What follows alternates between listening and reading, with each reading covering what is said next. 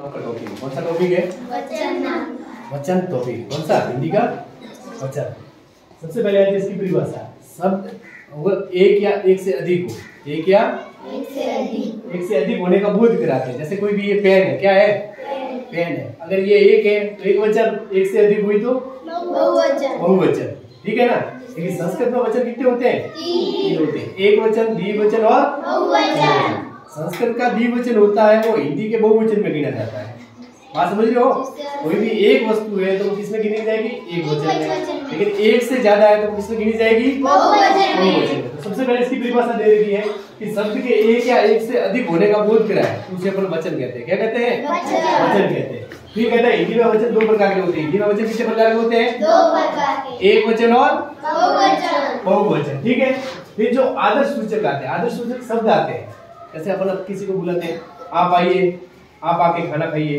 जैसे आप शब्द क्या है? आदर्श सूचक है। तो वो शब्द हमेशा क्या होगा? बहुवचन में गिना जाएगा। किसमें गिना जाएगा? बहुवचन में। फिर इसके बाद में कुछ शब्द दे रखे हैं जो निश्चित है, वो हमेशा बहुवचन में गिने जाएंगे। जैसे प्राण, आंसू, होश, हस्ताक्षर, लोग, भीड़, दर्शन, बाल, जमासात, अनेक, भाग्य, हालचाल, आदरणीय, नियम आदि और भी शब्द है। ये सारे शब्द होते हैं वो किसमें गिने जाएंगे? बहुवचन में गिने जाएंगे। किसमें गिने जाएंगे? बहुवचन होते हैं। क्या होते हैं? बहुवचन होते हैं। अगर ये कोई भी शब्द आ जाए, जैसे लोग आ गया, तो आपको वहां पूछे कि इसमें कौन सा वचन है, एक वचन है या बहुवचन है, तो आपको क्या बताना है? बहुवचन बताना है। बात समझ में आई? फिर इसके बाद में इसके नियम होते हैं। क्या होते हैं? अगर एक वचन शब्द दे रखा है, क्या दे रखा है? जैसे एक वचन शब्द है विद्यार्थी। क्या है? विद्यार्थी। क्या दे रखा है? लेकिन इसके पीछे गण लग गया। क्या लग गया? जैसे तो इसका बन गया विद्यार्थी गण। क्या बन गया? विद्यार्थी। अब ये विद्यार्थी गण है, ये विद्यार्थी क्या है? विद्यार्थी गण है, तो ये बन जाएगा बहुवचन में। क्या बन जाएगा? बहुवचन। इसके पीछे गण लगा, लेकिन ये था, ये एक वचन है, ये था, ये इसके पीछे गण लगा दिया, क्या बन जाएगा? बहुवचन। ऐसे ही देखिए, इनके साथ में जल लग गया, अगर उनके पीछे गण लग गया, वर लग गया, वर्ग, हर, मंडल, परिषद आदि लगने से वो वाक्य क्या बन जाते हैं? बहुवचन। जैसे अपने पास में खेती है। क्या है? खेती। खेती एक वचन शब्द है। खेती क्या है? एक वचन। लेकिन इसके पीछे हर लगा दिया। क्या लगा दिया? तो ये बन जाएगा खेती हर। खेती और एक खेती हर शब्द बन के क्या बन जाएगा? बहुवचन। क्या बनेगा? बात समझ में आई? फिर इसका दूसरा नियम मिलेगा, अंतिम स्वर आओ। अंतिम स्वर या आओ या उ हो या औ हो। अंतिम स्वर अगर आ हो, उ हो और औ हो तो उसका क्या बन जाएगा? एक। ठीक है। अब देखिए, जैसे कविता, कविता एक वचन है, इसका बहुवचन बना दे। लास्ट वाला स्वर की आ रही है कविता, आ की ध्वनि आ रही है, आ की आ रही है। तो देखो कविता के पीछे आ की आ रही है, तो क्या बन गया? ये लगा दिया कविताएं। बन गया। जैसे वधु, क्या दे रखा है? ऊ की ध्वनि आ रही है, बड़ा ऊ की, वधु। पीछे ये लगा दिया तो ये ऊ छोटा हो जाएगा, तो वधु है। हो गया।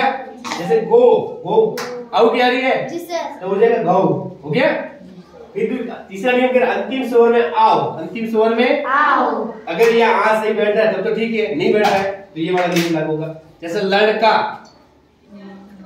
लड़का क्या होगा? लड़का। आ की ध्वनि आ रही है तो ए की ध्वनि लगानी। किसकी? ए आई होते हैं, ए। तो लड़का, ए की ध्वनि मात्रा कितनी आती है? एक आती है। तो क्या लड़का का क्या बन जाएगा? ये एक वचन है तो ये क्या हो गया? बहुवचन। बात समझ में आई? फिर चौथा नियम अपवाद। अपवाद होते हैं, जैसे अपने मामा, मामा होते हैं। मामा का न तो यहाँ लागू होता है, मामाए। बात सही नहीं हो रही है। और ये मामे, ये दोनों आ वाले है ना, इसमें कहीं सेट होना नहीं है, इसलिए अपन तीसरा नियम जो अपवाद होते हैं। क्या होते हैं? अपवाद होते हैं। उनके पीछे आ रहा है, लेकिन न तो पहला नियम लागू होता है ना दूसरा नियम। बात सही है? तो ऐसे नियम के पीछे क्या करते हैं? जैसे ओ लगाए, ओ या यो। मामाओ, मेरे मामाओं ने मुझे बुलाया, वो लगा रहे हैं, वो होते हैं अपवाद। बात समझ में आई? फिर पांचवा नियम लगा, अंतिम स्वर में ओ। क्या हो? अंतिम स्वर में ओ हो तो ये लगा देते, ये लगा देते। जैसे कलम। बात समझ में आई? तो क्या हो जाएगा? कलम है। बहुवचन कल में होगा कि नहीं होगा? जैसे चीज, चीज का बहुवचन होगा चीजें। बात समझ में आई? फिर कह रहा है छठा नियम, अंतिम स्वर में छोटी ई या बड़ी ई हो तो क्या बन जाएगा? या। जैसे देखो मछली तो हो गया मछलियां, बहुवचन बना नहीं बना?